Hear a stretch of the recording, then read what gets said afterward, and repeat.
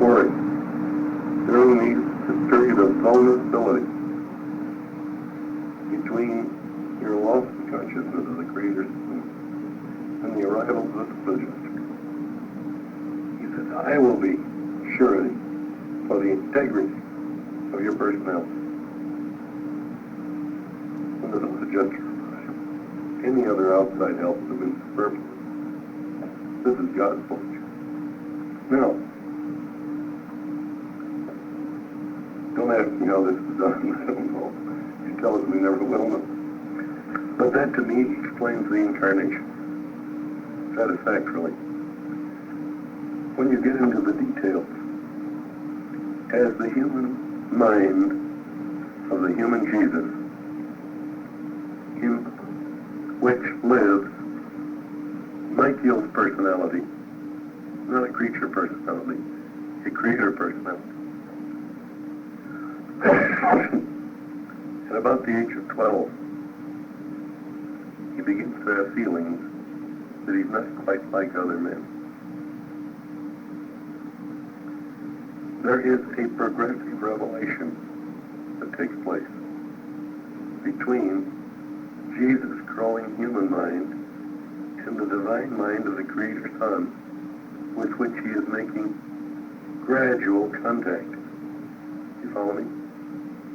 When he's 15, praying out on a hill north of Nazareth, he confesses he doesn't know who he is.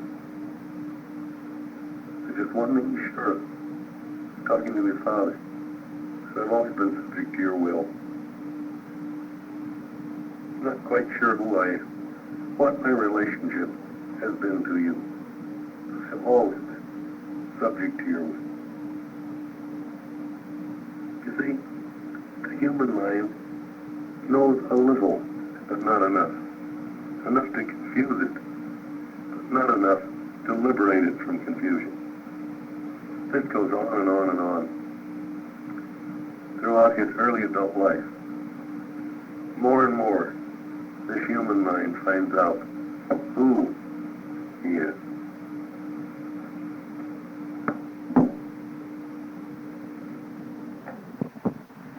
Does he remember everything? Because he had written on permanent materials. When he went home, he burned all the boards he had written the prayers on. He had remembered Gabriel's admonition. You see, that's what he was doing during the 40 days. He was getting, the human Jesus was getting acquainted with the other half of himself, the divine mind, and figuring out what to do. The same thing happens to us. When, in about the fifth dimension world, we fuse with our adjuster, there's a scene that takes place, which is its parallel in the Jordan at the time of Jesus' baptism. An archangel appears in our presence and says, this is he, beloved Son, in whom I am well pleased. And we're excused for 40 days to go away and get acquainted with ourselves. Because we have a new mind to get acquainted with.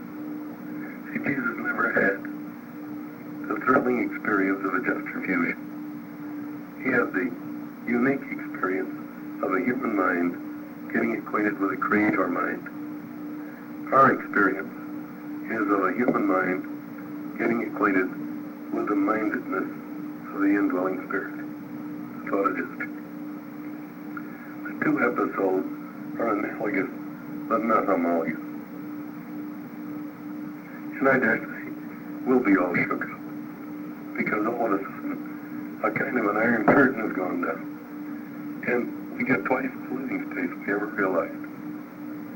We can move in a direction we never could move freely in before. Although increasingly, there's been communication as we neared fusion. I dare say it is a jarring experience. So they tell us to go away. At that time, that time we're born. The incubation period is over. And for the first time they give us a name. Right now we're known by numbers. Part of the adjuster's number.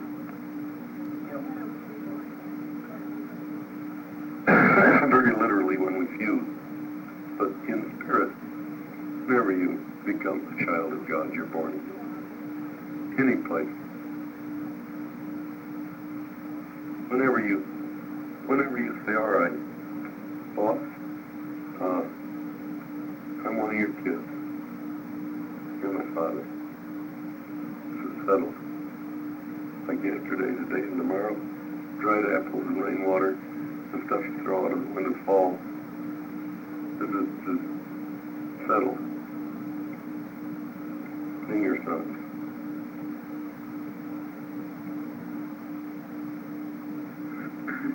And of course you should do something about it. Because all these other critters,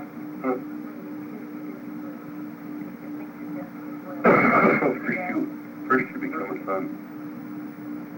Then you look around and you say, well, all these other animal people are your kids too. I should treat them that way. And you start living God's will. To me, the best definition of God's will is in the Great Commandment. You shall love the Lord your God with all your strength, all your heart, your soul, your neighbor, yourself. Now, that's a statement of principle. This is not a formula for action. Each person has to interpret that commandment to himself and for himself, and no one can do it for you. Those words mean something a little different to every human being. It has to.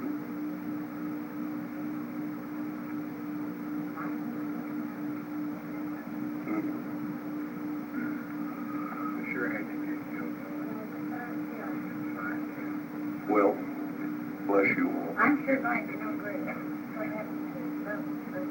Well, we don't know.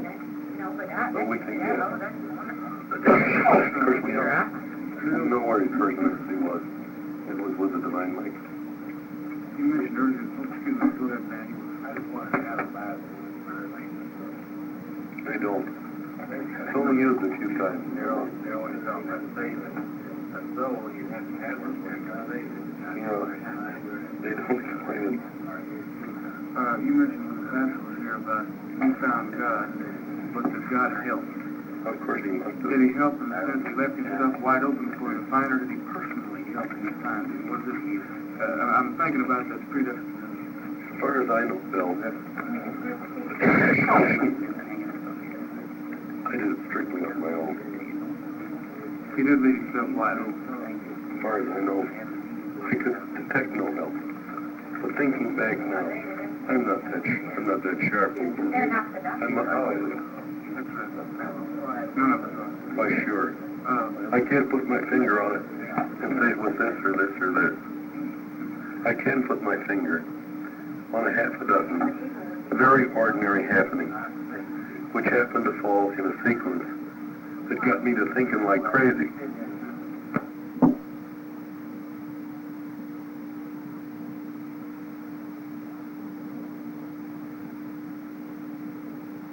Explore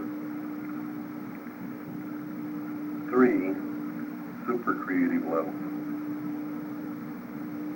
8, 9, and 10.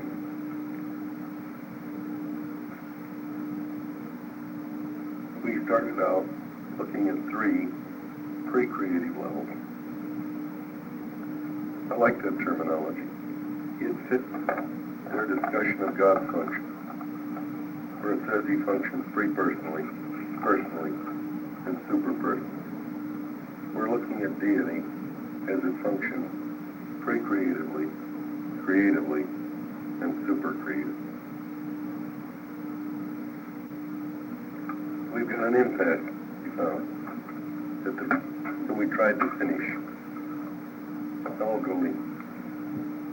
When we tried to finish our third story, we got stuck, didn't we? We broke this impasse not as pertains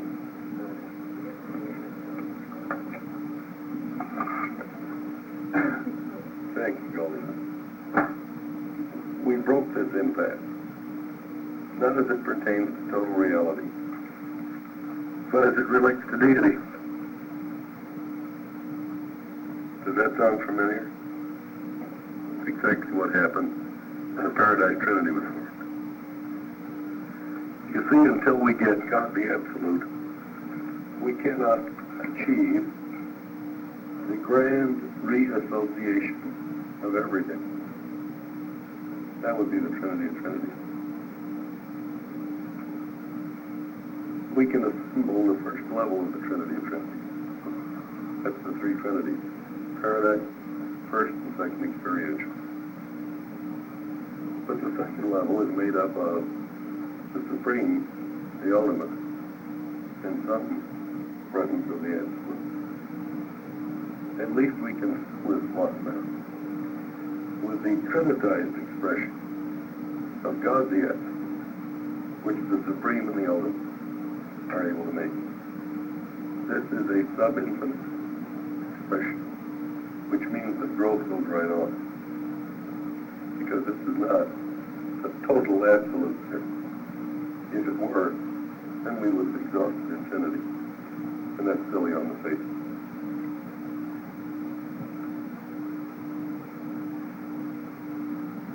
I think, along with this transaction, will come the invasion of the final area of space. And if space is growing, this is an endless invasion.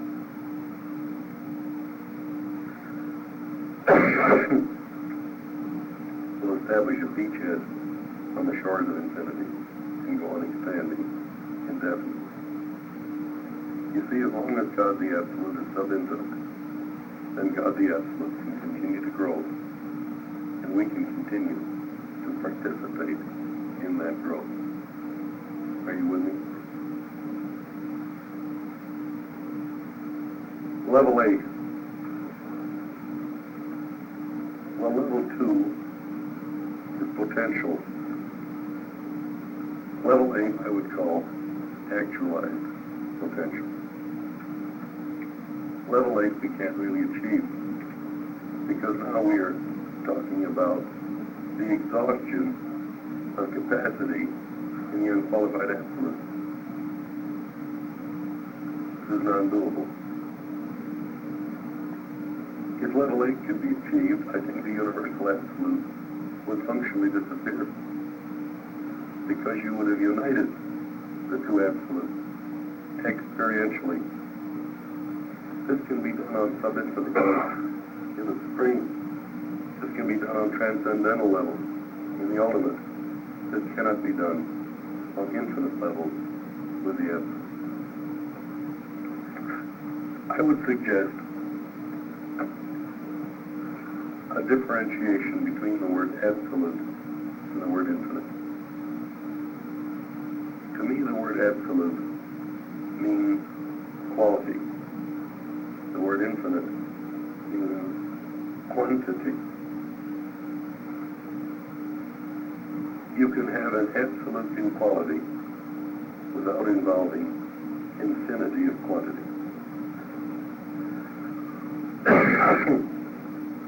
In its way, the thought of Juncker is absolute. What can you do about a fragment of God? The quality of divinity in the adjuster, I submit, is absolute, unattenuated, undiluted. Quantity-wise, though, this is not the first source that there isn't. Just a piece of it.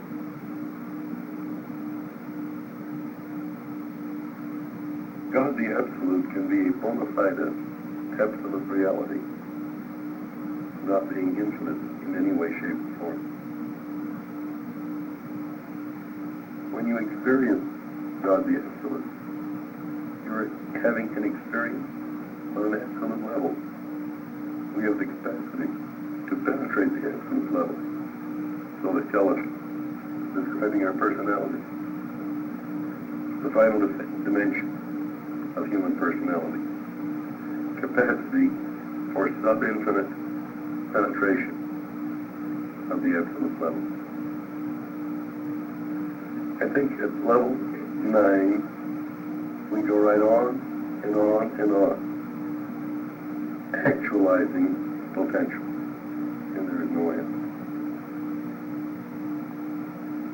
What's level 10?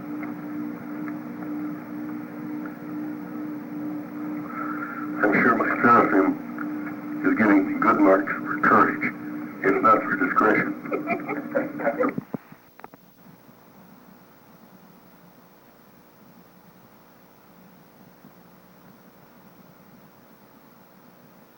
These principles call for courage. When the 12 decided to follow him, did he get them up on the Mount of Ordination and say, now boys, you have espoused the right vocation. You've got it made. From here on, it's a bowl of cherries, a bed of roses. You fast in the effulgence of God's love and consider the wonderful, incomprehensible virtues of following him. And if you'll check your bank account in Jerusalem, you'll find it overflowing with shekels. Just write checks and take life easy. Consider the impact he had on their lives. Were the lives of the 12 apostles more or less complicated for knowing Jesus? With the exception of the twins, all. Well, it was like being hit by a tornado. You play around with this blue book, your lives may be more complicated, not less. I don't look for any easy street results out of being associated with it. I'm reasonably anticipatory of an increase in tribulation. Because it says, you know, whom the Lord loveth, he chasteneth. And I sometimes wish that I weren't his fair-haired child, because I've taken quite a beating in recent years. So I was just good for him. In retrospect, I know that I didn't enjoy it while it was going on. This is not a religion for weaklings. You recall one of the few times Jesus really got up and let them have it. When they'd been out preaching in the Greek city of the Decapolis, they came back and they said, Master, they won't take us seriously. They admit your teachings are heavenly, but they say they just won't work in the practical, everyday world. This is for weaklings. And the old carpenter got up and he thundered at them. He said, say, was John a weakling? Do I look like a weakling? I was not talking to a bunch of fashion designers, you know. These were hard-boiled fishermen. He was a hard-boiled carpenter. His hands weren't soft and pink. They were scalloped from work. These were strong people. I understand these people. This to me is we're nibbling around the edges of the truth of the principles of survival, I think. First of all, you better be honest of heart, sincere. Secondly, you better make some decisions. Move, show courage.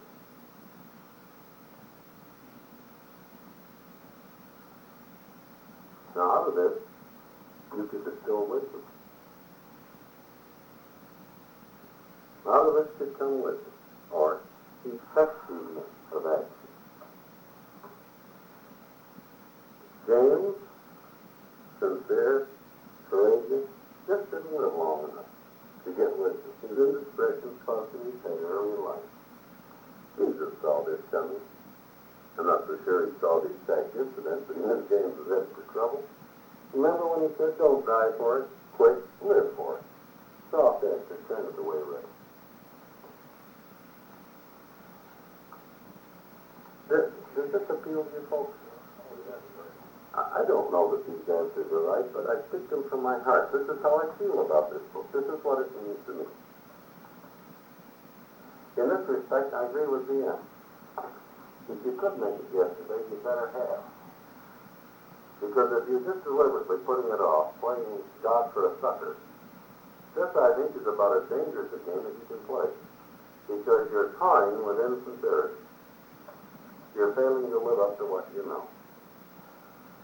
And this, to me, is evil. If you know you're doing this, then you are disloyal to deity.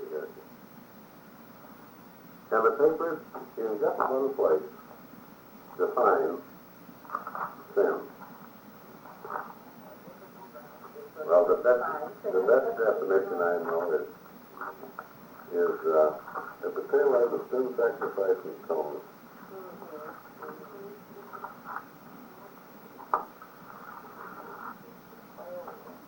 Page 984, the italicized sentence.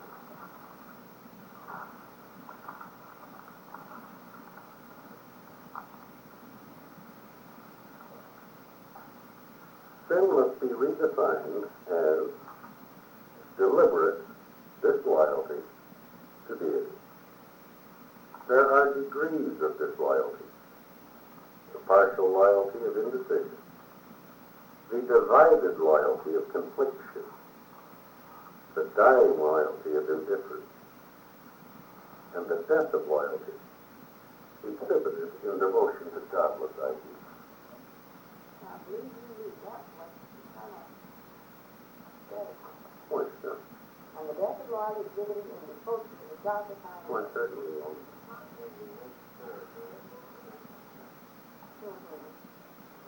There is no real sin in the absence of conscious disloyalty to deity. You can feel guilty as all get out, but that doesn't mean that God feels guilty about it.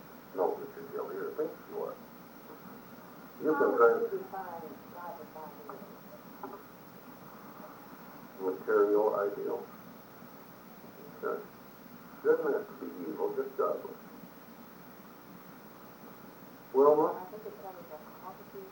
There is a danger to a secularist. His entire life purpose is identified with the material and the temporal. He's not a bad man, but there is no place for God in his life.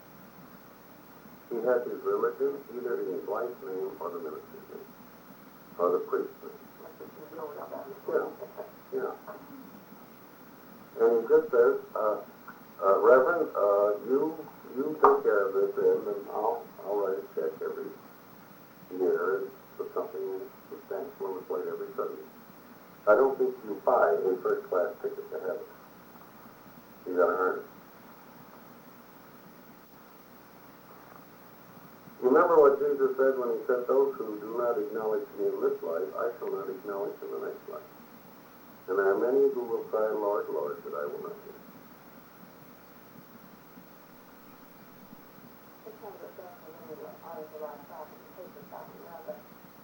We're making a revival meeting because But this was an answer that Billy Graham gave some woman lost her husband and her feet had been taken from her. She said, no, again, I guess it was.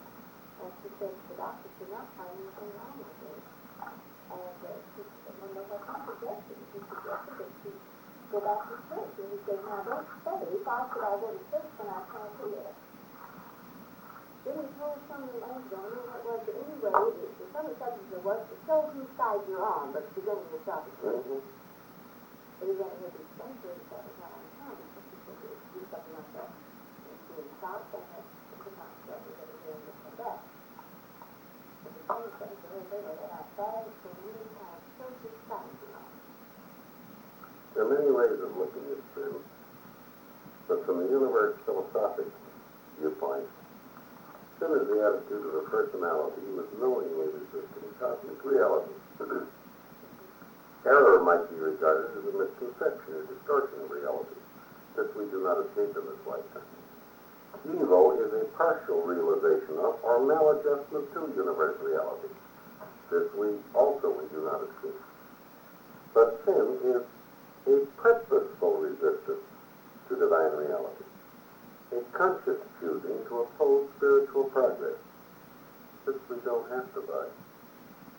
While iniquity consists in an open and persistent defiance of recognized reality and signifies such a degree of personality disintegration as to border on cosmic insanity. Page 754, they're discussing Caligastia, so that is pertinent to Lucifer. Error suggests lack of intellectual keenness. Evil, deficiency of wisdom. Now look, these two things we got to live with. Same good. We aren't smart enough. We aren't wise enough. Error and evil will plague us all the days of our life. And it's a normal part of the stimulus to do good and seek truth. You reach out with a hot stove and you learn something about the back of life. And it's a permanent job. From then on, you stay away from hot stoves.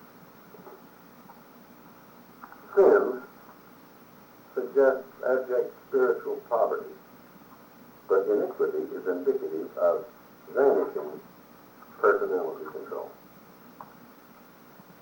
And when sin has been so many times chosen, and so often been repeated, it may become habitual.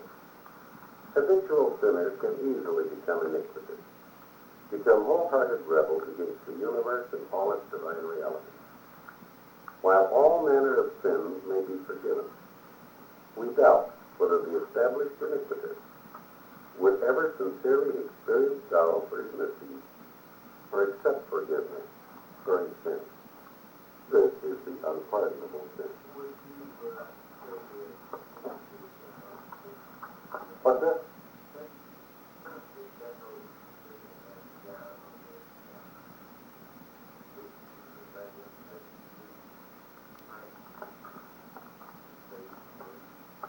Oh yeah, I think Lucifer will be obliterated.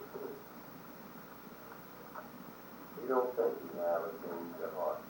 The papers express a doubt. They just say he gets increasingly contemptuous and rejecting mercy. But I believe my I think he's not. Well, here, he must be Not really hardly content. But I think he is cosmically insane. I think he's lost his insight into reality.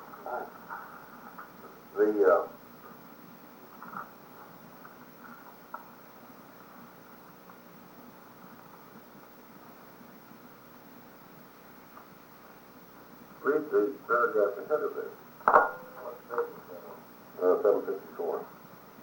In all the administrative work of the local universe, no high trust is deemed more sacred than that reposed in a planetary prince who assumes responsibility for the welfare and guidance of the evolving mortals on a newly inhabited world.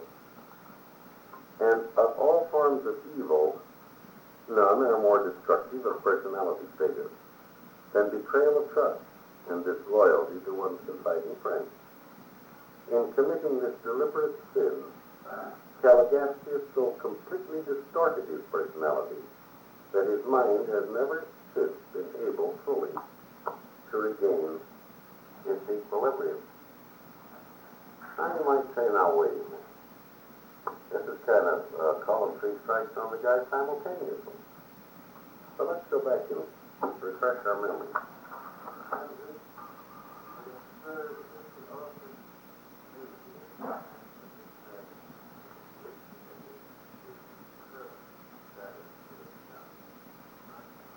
Yes, it's written, I think, by, let's see, who wrote it? The Melchizedek.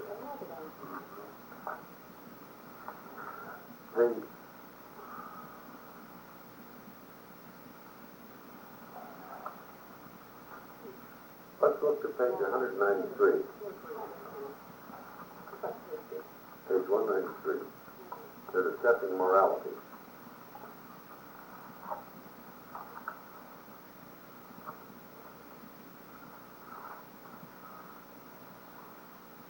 Only a personality can know what it is doing before it does it. Only personalities possess insight in advance of experience. A personality can look before it leaps, and can therefore learn from looking as well as from leaping. In other words, Caligastia have the capacity to look ahead and see what he was getting into. This means he made a moral choice and is accountable for this choice.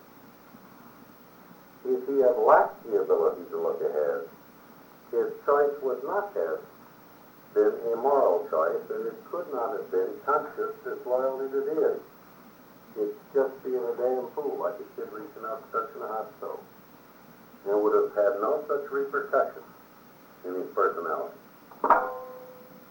You see, when God gives you this power of choice, he also gives you an attribute that goes with it, moral prevision.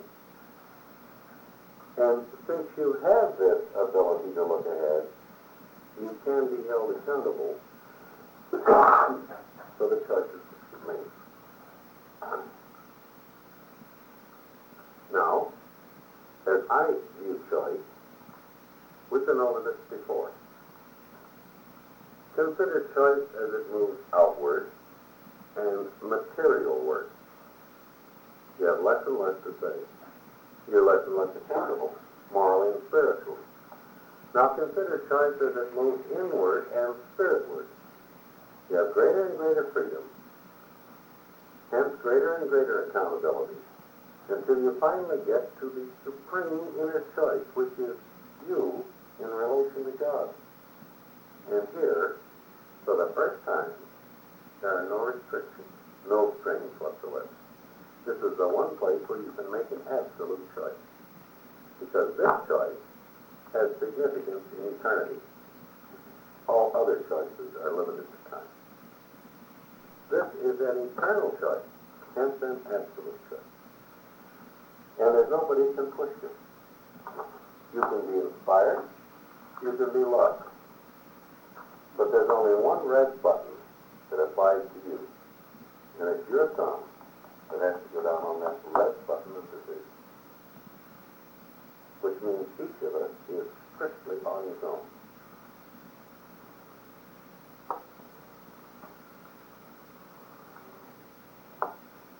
A personality can look before it leaps, and can therefore learn from looking as well as from leaping. A non-personal animal ordinarily learns only by leaping. So animals cannot make moral choices, only experimental choices.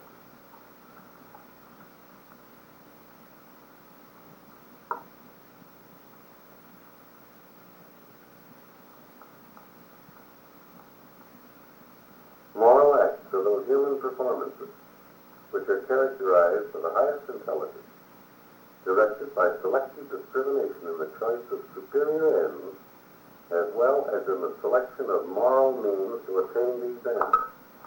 Such conduct is virtuous. Supreme virtue, then, is wholeheartedly to choose the will of the Father in heaven. Listen, folks, we've got equipment. And we're going to have to do certain things for ourselves. Isn't anybody going to do them for us? We can ask for all the help in the world and get it spiritually, but we first have to ask. Even the thought adjuster can't do anything for you that you don't want done. It probably won't do for you many of the things that you do want done. You know, you both have to be in agreement. It has to be not only your desire, but also God's will. Then things happen. What the Son chooses and the Father wills is. If you don't choose it, he can't work. And if what you want isn't what he wants, he is not going to help you. But where you coincide, this is where things happen.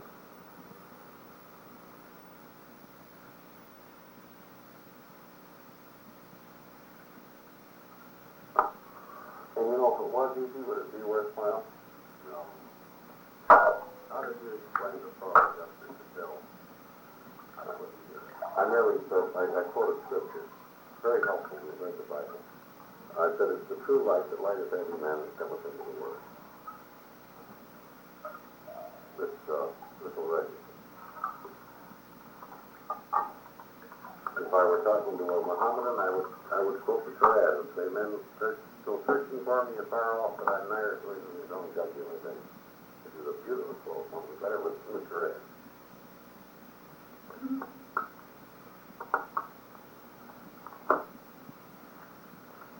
You see, this is why I approach these papers with a long, long running start, getting into personality, evil, sin, iniquity, and now this prevision aspect of morality. If it weren't for that, you would say, gee, they're unfair to Caligas. He slipped once and he's a dead pigeon. But he had the capacity to look ahead and know exactly what he was doing. He didn't swing blind. He saw that pitch coming and deliberately swung and fouled out.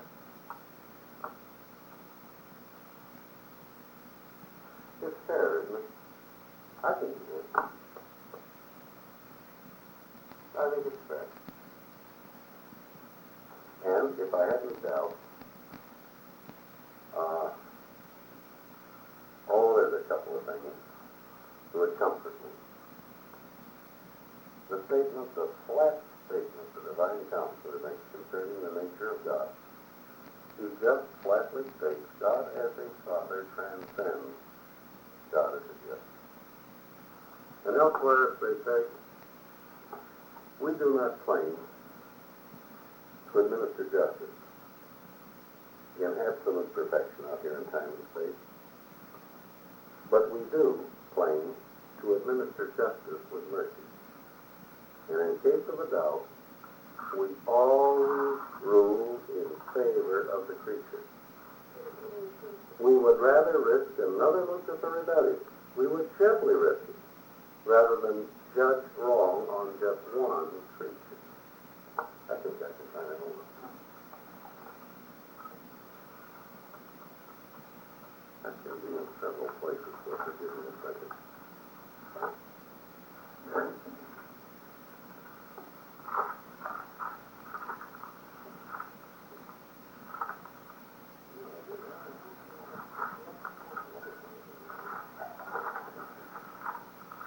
It could be a Lucifer University. These jewels are scattered through this book. Wonderful. Very special. The book is not written like a textbook, it's written like a symphony. Sorry, did you forget to bring your book today? Goodbye.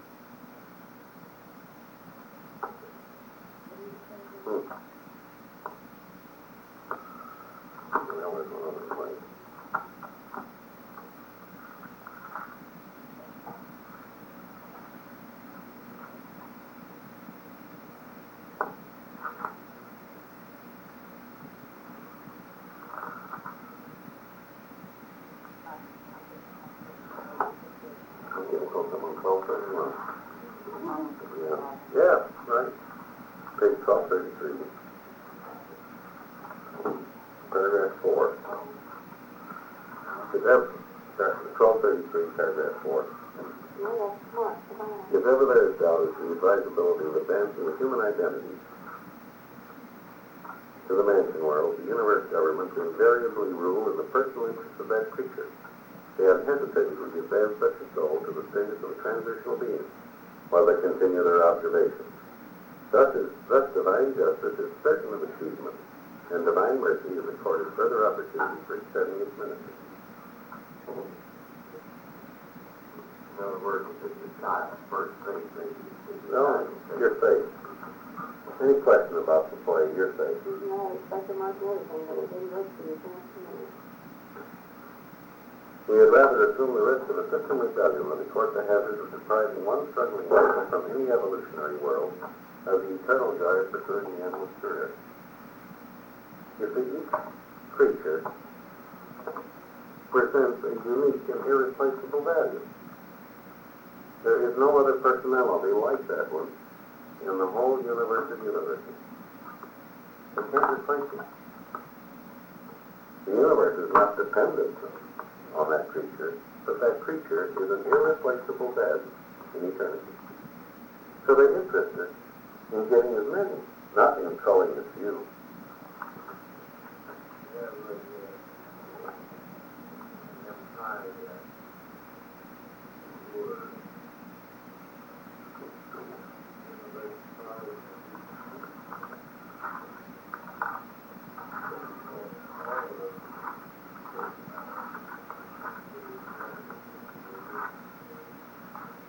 Well, let's put it this way, Bill.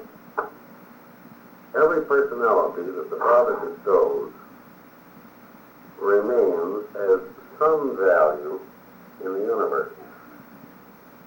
If it doesn't survive, it's a part of the experiential nature of the Supreme Being. What's that?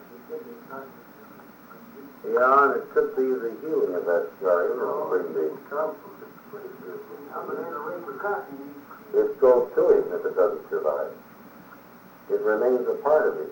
You see, hell, as portrayed in the Urantia book, is exactly the same as heaven in Hinayana Buddhism and Hinduism.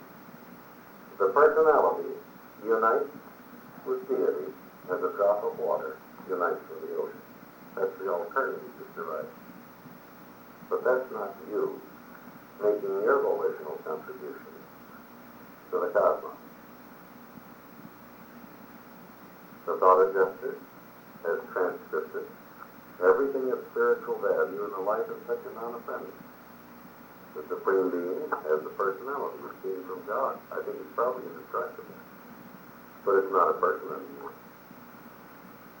As an individual.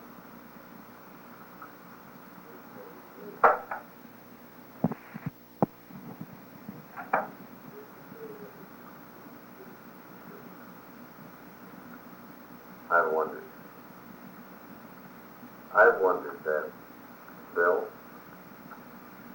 I have a strong feeling, if ever, not in this universe,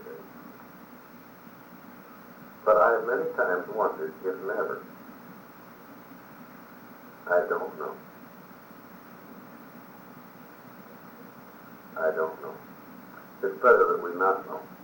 And I don't think the authors of these papers know, because I think if it had ever happened, they'd know it. And the fact that they are silent on that point suggests to me it's never happened, at least yet. And if it's never happened yet, I'm pretty sure it won't happen in this universe age. What it'll be like, I don't know. And there is no warrant for the speculation in the papers. There's no prohibition against it either. Yes, I've speculated along these lines. Those beings would miss one thing that's irreplaceable. They would never again participate in the growth of the Supreme Being. That is limited to the present universe age. Whatever their experience, it would be a post-Supreme experience. I'm interested if you thought on that.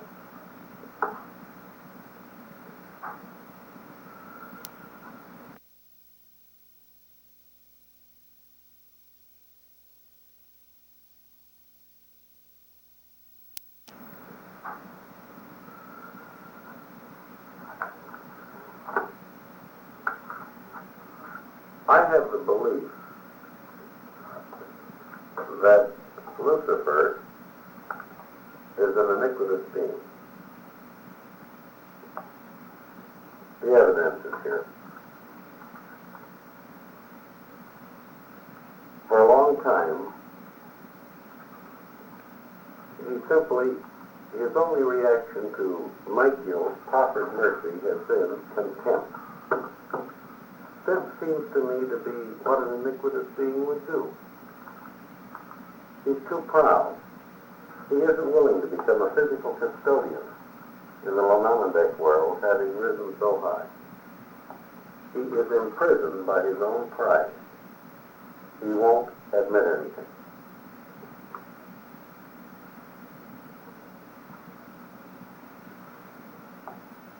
When they say they play for keeps, well, let me ask you a question. It's different. If our speculation is right, and he is an iniquitous being, then from the paradise perspective, Lucifer is not real, is he?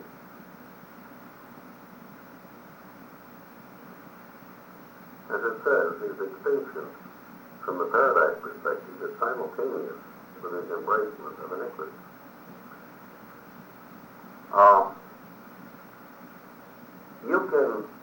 You can have a time lag in a physical universe. For example, let's say that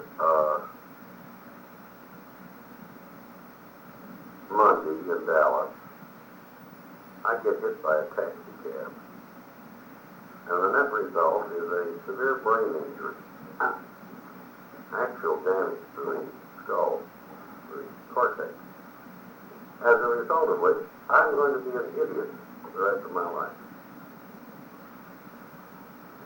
This means, as far as the universe is concerned, I died in that accident. They wind up my record. Thought adjuster goes to division. I'm dead on the universe record. My body, my physical body, might linger on, God forbid, as a vegetative sort of existence for any number of years. I wouldn't have any bad habits to shorten my life, and I might live interminably. So what it says is you don't drink, smoke, or kiss girls. You may not live to be 100 years of age, but it'll seem that way.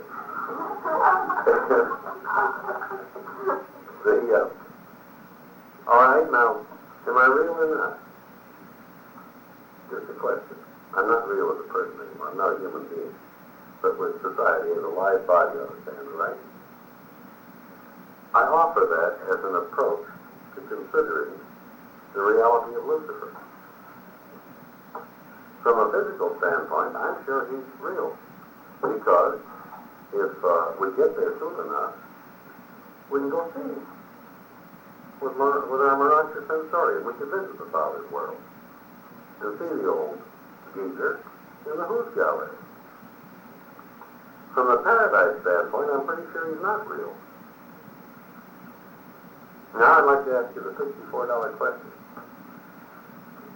From Lucifer's standpoint, from the standpoint of his own internal consciousness, is he or isn't he real? And I don't know the answer to that. But I speculate. What is his internal consciousness? He is mind. He is mind.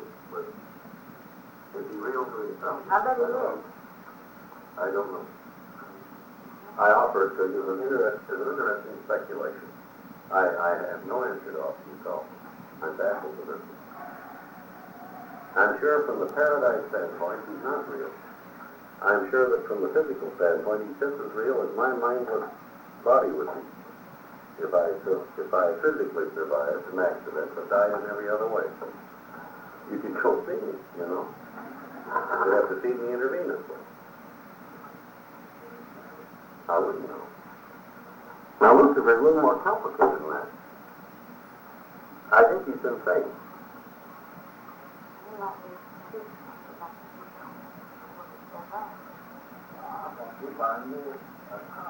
Yeah. In terms of human psychology,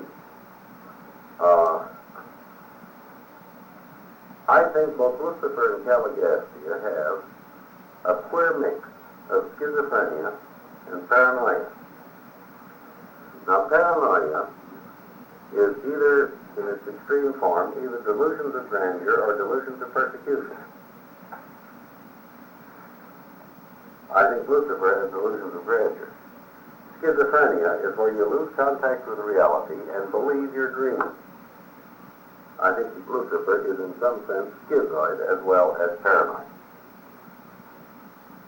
Now, would you like me to attempt a psychological analysis of Lucifer?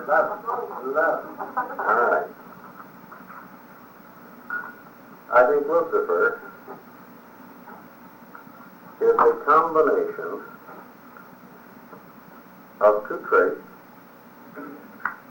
I've got to humanize Lucifer to talk about him. Lucifer combines two traits which we find in human nature. If you get either of them alone, you can live with them. You put the two together, and you have a potential devil. And I'm going to shock you when I give you one of these traits. Trait number one is idealism. Trait number two is egoism. I think Lucifer started out as an idealist.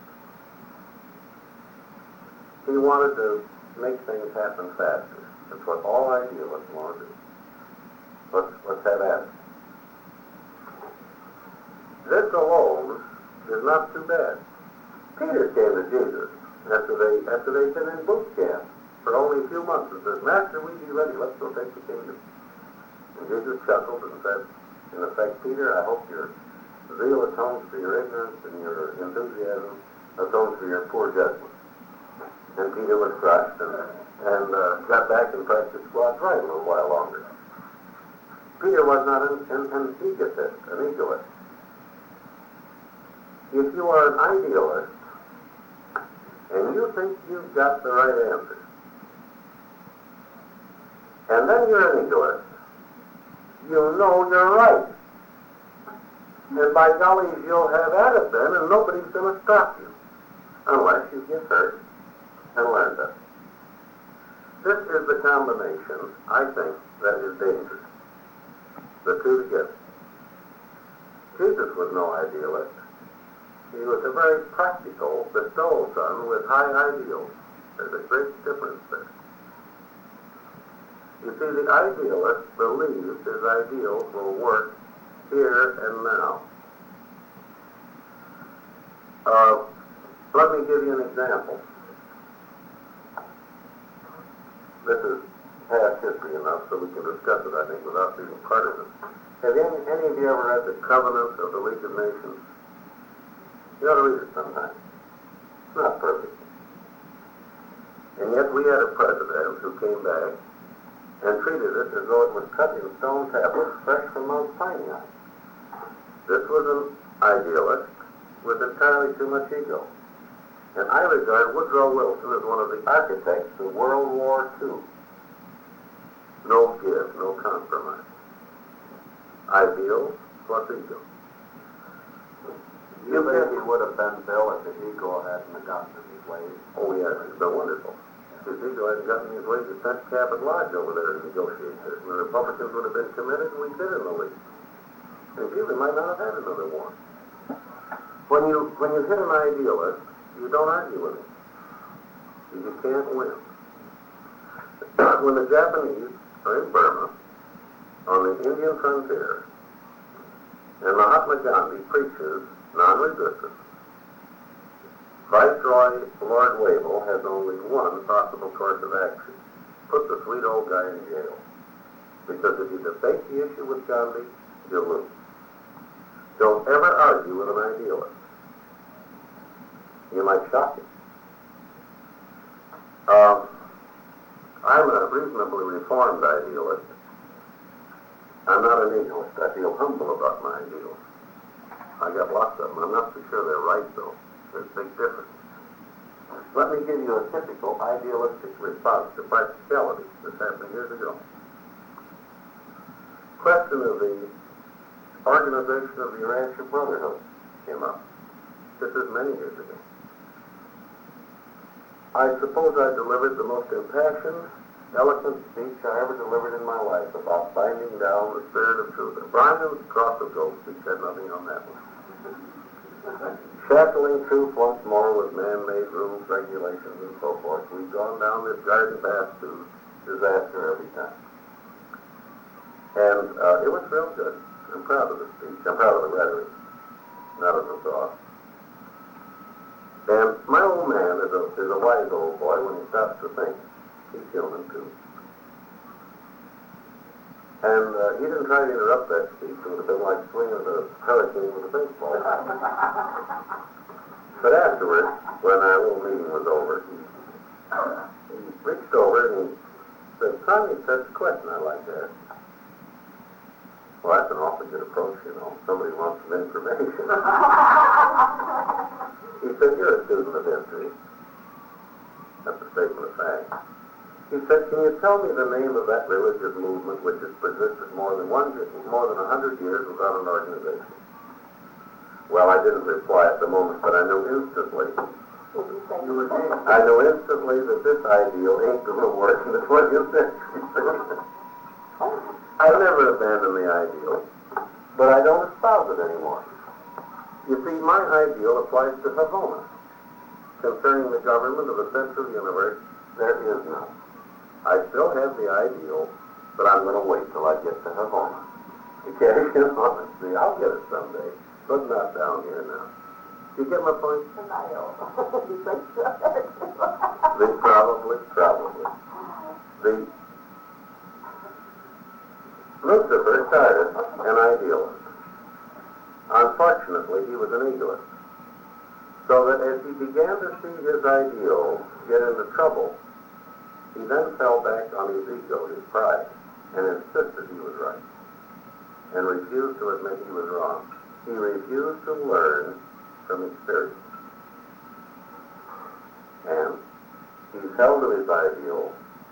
He's reinforced them with his pride. He's laid his personality prerogatives on the line, and you can't cope with it.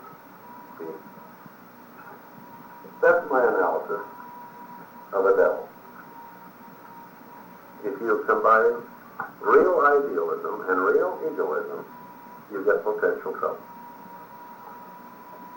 And my counsel to you is, don't ever argue with an idealist. You'll lose every time.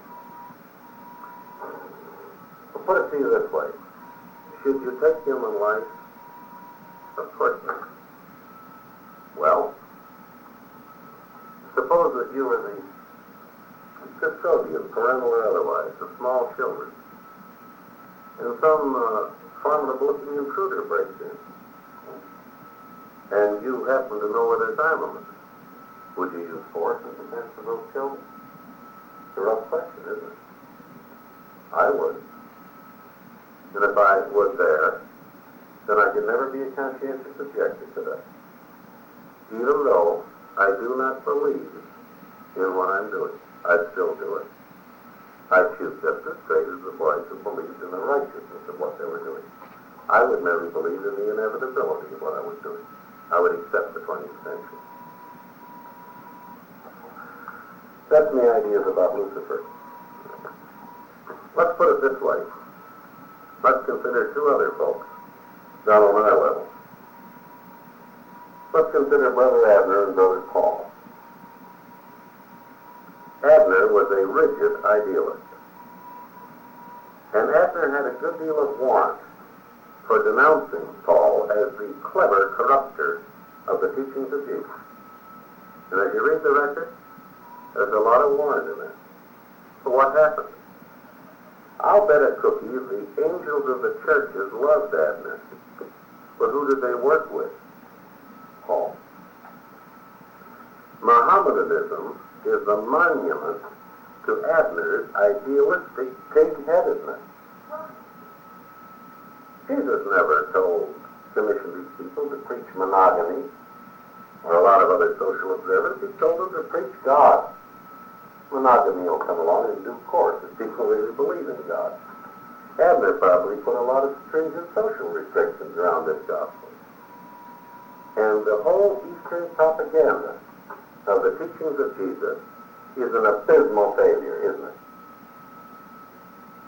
The papers are silent pretty much about Abner, aren't they? You can read about where he went down to Hebron and he spent a couple of weeks with Abner. But you will not find out what he talked about in this book.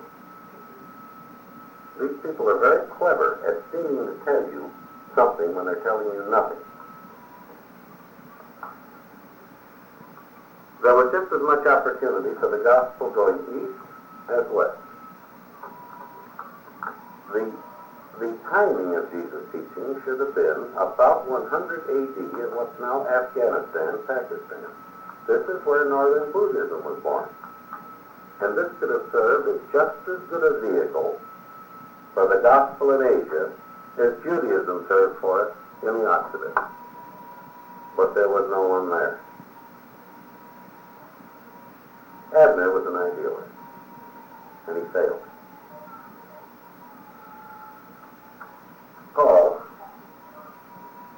Paul was a practical organizer, sometimes I think too practical. But anyway, he succeeded. At any rate, he got something going. I'll give you another comparison. This is the classic comparison. Consider Moses and Akhenaten. Akhenaten was an idealist. Akhenaten was Pharaoh of Egypt at a time when Egypt was the best organized nation on the face of the earth, which means that its sovereign had more power than any other living human being at that time. Akhenaten was a monotheist, and he had the Egyptian Army, Navy, and Marine Corps behind him. You couldn't stand up in front of him. He could plow you under. And with all of this governmental authority, he set out in one generation to establish monotheism in Egypt. Did he succeed? No. The polytheistic priesthood went underground. When he died, they came topside and chiseled his name off the temple and reestablished polytheism. Moses was no idealist. He had ideals, but he was not an idealist. What did Moses have to work with? Well, he had a good Egyptian education himself. A corporal's guard and lieutenants were educated, and for the rest he had a bunch of ignoramuses, ex-slaves, ex-serfs, a ragtag bunch of Bedouins to work with. Moses didn't try to go too fast. When Moses could not sell monotheism, he sold henotheism. When he couldn't get the boys to go along with there's only one God, he backtracked and said, "Who among the gods is like our God?" You find that in Exodus. You find it in the book too. Moses didn't lead the congregation too far. They stayed with him. And he knows so damn well that some of these teachings are a problem in the world today. But at least you can't deny the present. Still so very well brought out.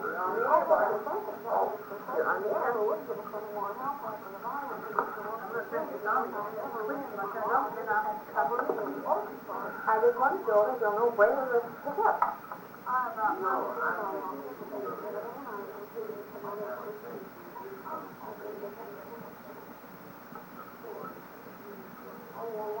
No, that she's keeping me. This is an open scandal. I love it, but I feel kind of sorry for you taxpayers. They don't pay you nothing.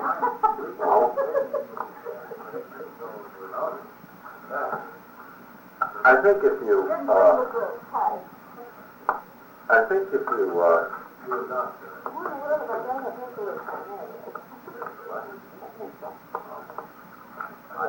I think we might take a very quick look at page 137. I'm trying to throw out as many flying buttresses around this paper as I can. We've considered the wisdom of hedging man in, or of hedging imperfection in, of limiting its range of choice. Before you can be finally free, you better become a finaliter. You better be restricted in your choice as you're moving up the line. And I don't have to do anything more than to appeal to the human experience of children. You all feel the wisdom of that. It's better that the child's choice be restricted, not stifled, but hedged in. Let's consider another problem. That's the part and the whole, which is first discussed in this paper on the Universe of Universities. It's in the philosophical tail end of this paper. And you'll recall that it sets up a paradox. God loves each child, and that brings into being the relationship of father and son to father, the realization of which constitutes survival. The acceptance of sonship is the price of human survival. But he loves everybody that way. And now we encounter not the each relationship, but the all relationship. And this brings into being realities of the whole. There is not only a fatherhood of God making each of us his child, but there is a brotherhood of all beings. And this ties us all together like mountaineers going up a mountain. This is the great fraternal circuit, which is the inevitable corollary of the father-son relationship, right? Well, as goes the part, so goes the whole, and as goes the whole, so is the part affected. If we're going to be members of this divine family, then we are tied together, aren't we? Our joys, our sorrows, are not just a matter of our own experience, it is a matter of our fraternal relationship. If any one of us takes snuff, the others have an inclination to sneeze. If we are socially related, spiritually related,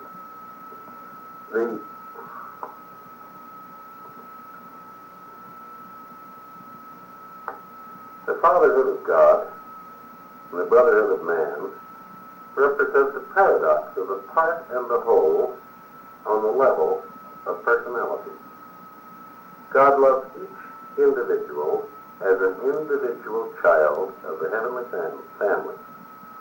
Yet God does love every individual.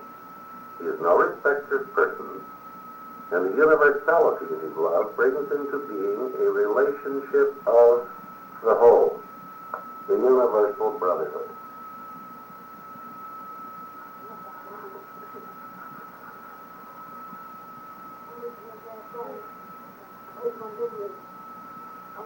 This very love of God for the individual brings into being the divine family of all individuals, the universal brotherhood of the free will children of the Paradise Father. And this brotherhood, being universal, is a relationship of the whole. Brotherhood, when universal, discloses not the each relationship, but the all relationship.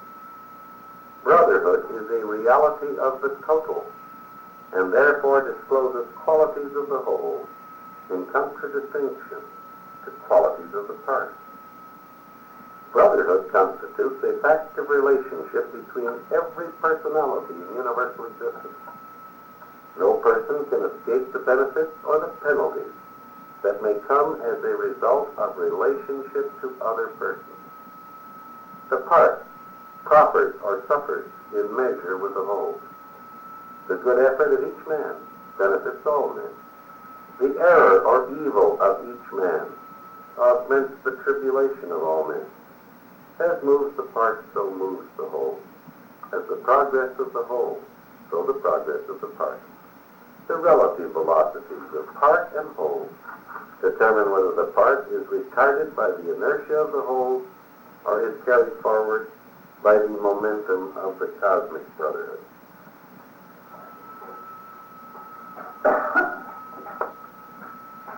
Going back to the Lucifer rebellion,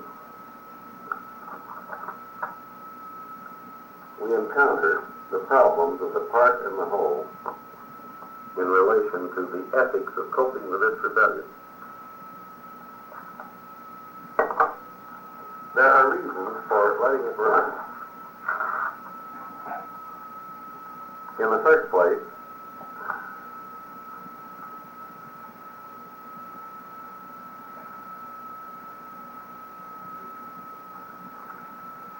even justice wouldn't destroy it immediately. There's got to be a time lag for realization.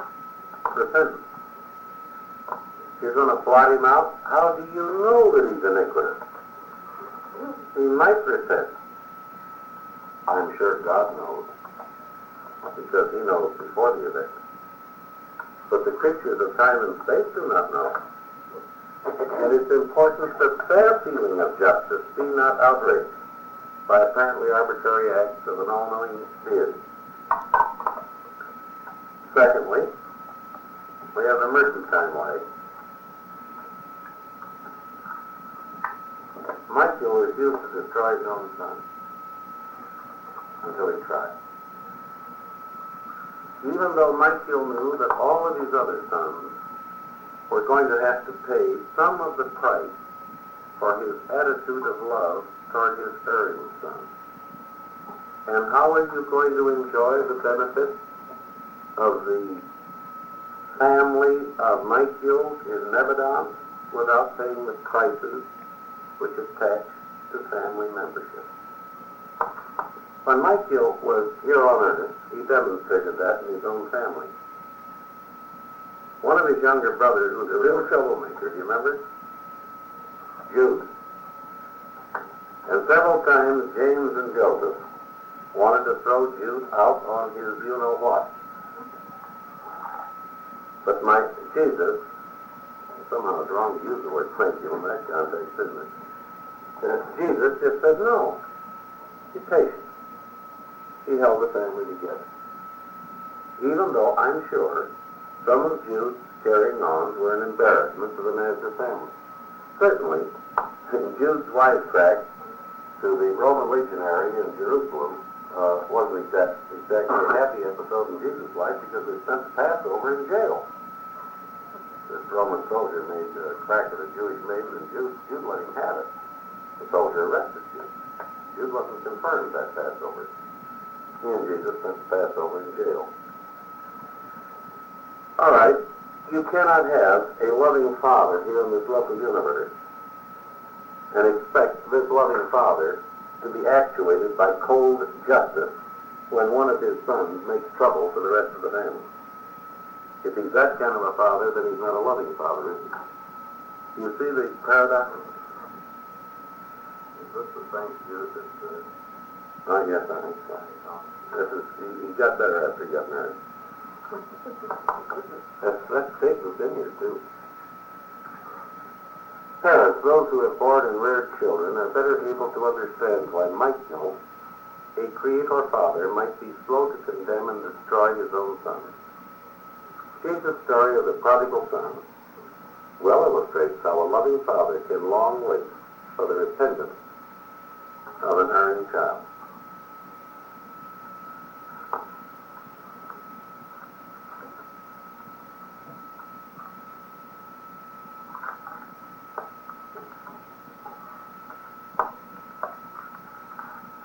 And then they take inventory of 14 reasons, as I recall. 12 reasons. For the wisdom of delay. Number one, how are you going to show mercy independent of time? You can't give mercy instantaneously, can you? You've got to be patient to be merciful. And how can you have patience without time? And secondly, God as the Father transcends God as the judge. They're not going to destroy anything which might be salvaged. They're slow to hang a scrap tag on any being. They'd much rather hang a rework tag. See if we can grind this one to fit. Let's salvage.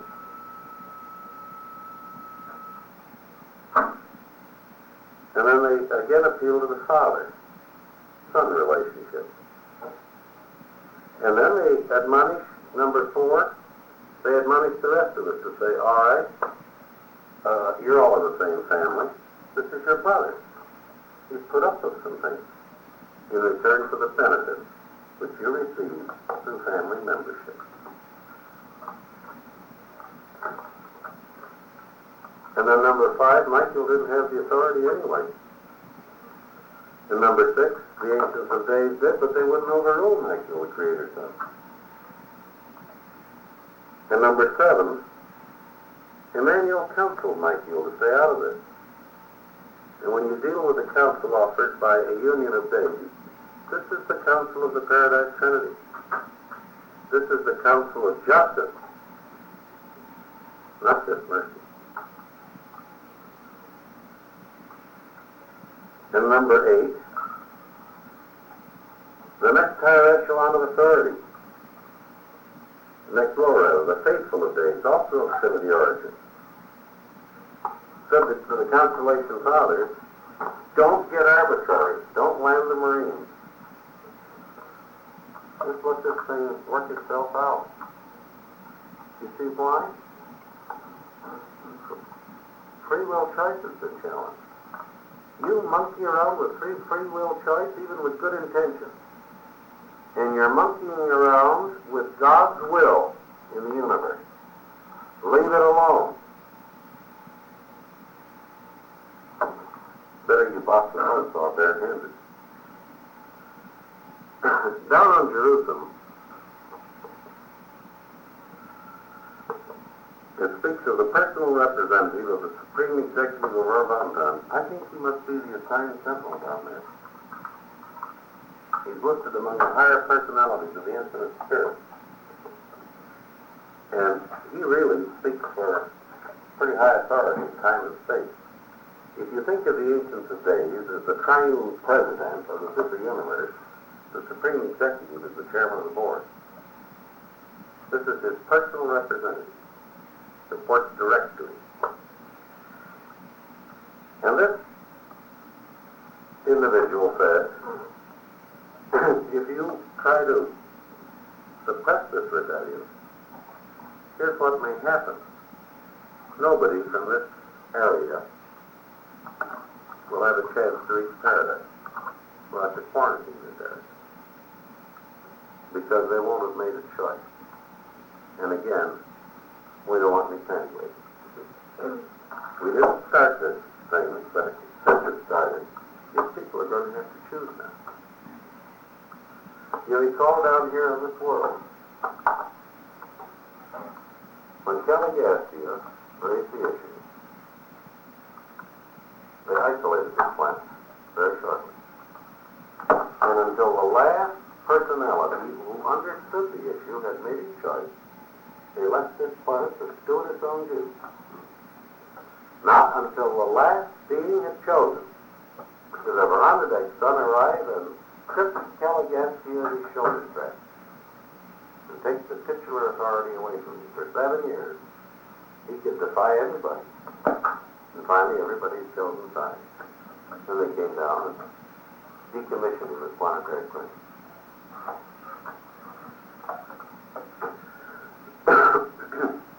You said a while ago it was a higher personality of the infinite. What? One of the higher personalities of the infinite spirit, of origin of the infinite spirit. You want to note down? I'll tell you where they discussed it.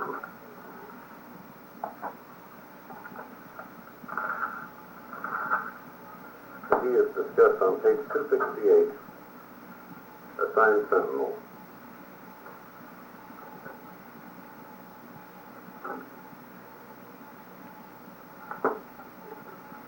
And then Michael Associates, creative associates, issued her third independent proclamation.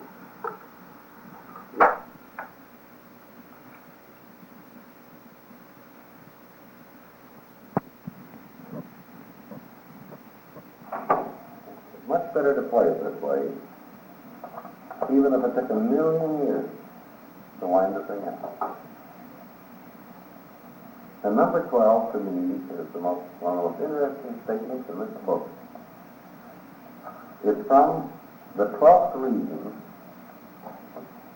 for the wisdom of delay that I calculated the age of our rundown, because you can set up a proportion. This is where I get my math. What they're doing is they're pointing out the relativity of time. Now, they're not discussing the Einsteinian concept that time is a function of velocity through space. The best way I can read this here is to say that what this means to me is subjective time. My day has 24 hours in it, just like it always has. When I was in grammar school, let's take 4th grade, and school let out in June, and I had summer vacation ahead of me. I had a small slice of eternity ahead. Do you check me on this in your own experience? All right. Is 3 months very long now? Sure, some of you didn't use it. I would say that I have a feeling now that I think about 3 or 4 years, like I used to think about 3 or 4 months. My seniors tell me that this is more so the longer we live. I think if we look at this statement this way, we'll feel it more. They simply say, sure, we've been taking 200,000 years. We just now got the case wrong. And we may take another 100,000 years. They say, now, all right, you may think this is a long time. So how would you feel if somebody really put this Earth on its ear, committed some terrible planetary crime, and within 3 days you apprehended him, tried him, and executed him? And they said, that would be about in proportion. That would be about in proportion, comparing your lives with Lucifer's life. And they said, in terms of Uberta, it's near 2.5 seconds. And in terms of paradise, the execution took place simultaneously with the commitment of the crime. All right, let's take a look and see what this means. Let me just take you through a few things.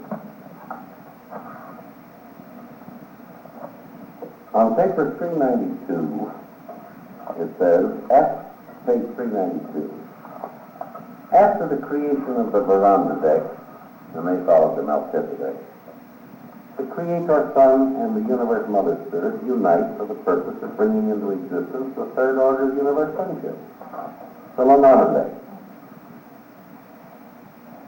The universe of Nebadon began its existence with exactly 12 million Lananadek.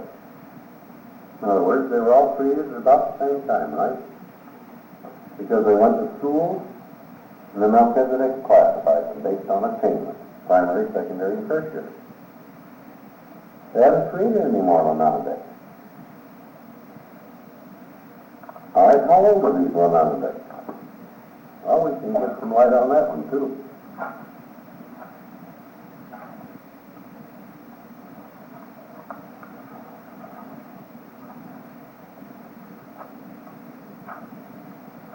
You know, people, the way they took away this stuff all over these papers. Turn to page 653. They're discussing the origin of the Andromeda Nebula, which gave birth to our sun. Have you got 653? Look down at the last paragraph on that page. This paragraph is captioned 400 billion years ago. Don't bother reading it. Turn over to the next page. Yes, it was scarcely a million years subsequent to this epoch that Michael of Nebadon, the creator son of paradise, selected this disintegrating nebula as the site of his adventure in universe building. That's when Michael arrived out here. read down a couple of paragraphs to the paragraph which says 200 billion years ago. Read the last sentence in that paragraph. The oldest inhabited planets of Nebadon date from these times. Now, we don't know how old Lucifer is, but we can put limits on his age. He is less than 400 billion years old. He is more than 200 billion years old, because they just aren't about to have planets. They're going to get planetary princes and system powers, right?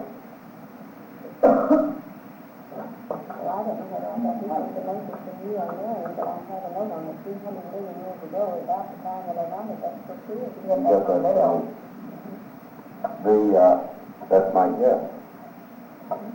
I have no reason to dispute this one way or another, so I just say, split the difference. So, a human life, 7 years, compared to 300 billion years.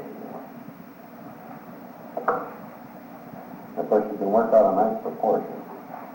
You can compare Lucifer's life on a 3-day basis to X on a 2.5-second basis. And you can estimate the age of Obama, which he figured out is around 40,000 billions of years, right? I don't know, it's all... Yeah, it could be 40,000, 40 million, so it's not important.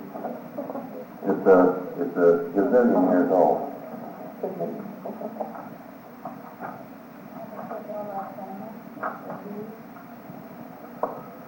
Well, I would say that let's take the shortest lived people on the planet, the secondary midwives. They're about 37,000 years old. I would say that to a secondary midwife, no human being would be reckoned as having any age whatsoever.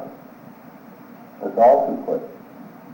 I would say that from the perspective of a secondary midwife, we look to them as though we passed out, stretch our wings, dry out, and move on. Just about that fast. Well, what I really got in Egypt, They're pretty old, too. yeah, but they have to live it. I know. Minute by minute. Really.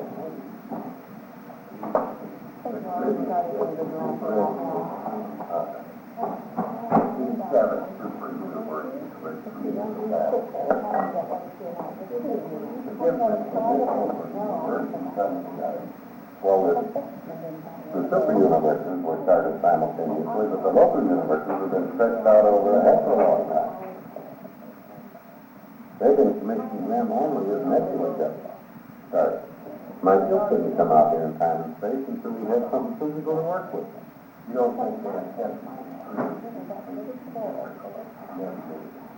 Oh, no. No. For example, Michael's number is 600,000. This morning I saw it, 611,121. Well, that means to me that when he was commissioned, there were almost 90,000 creator sons that hadn't been commissioned yet. There's going to be 700,000 local universities. That's 266. Yes, 100,000. And then they discuss the payoff, the triumph of love. Incidentally, he said, I've given you 12 reasons. And he said there are 12 more that make sense to me that I can't put names in. Which means you know the 24. And then he goes on to say, I don't doubt 1 minute that what there's an equal number that I don't realize. There's humility. They go on to say, there are compensations. Number 1. If you've been put through the mill, we don't take the country. If you've been put through the mill,